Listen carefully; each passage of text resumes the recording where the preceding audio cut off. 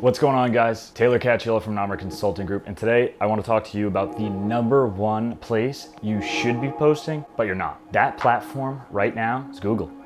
Google My Business is now one of the top organic social media platforms that you can be posting on. And we've been doing this for 2 to 3 years for a lot of our clients. What people don't realize is that Google Plus is actually long gone, and the new yellow pages is Google My Business. Your business needs to be indexed on Google through having a Google My Business page if it wants to actually be categorized in Google's inventory as a legitimate business for the legitimate service that you offer your clients. If you're not on Google My Business, it's gonna be pretty tough for your clients to find you. So if you think Google's important, consider Google My Business.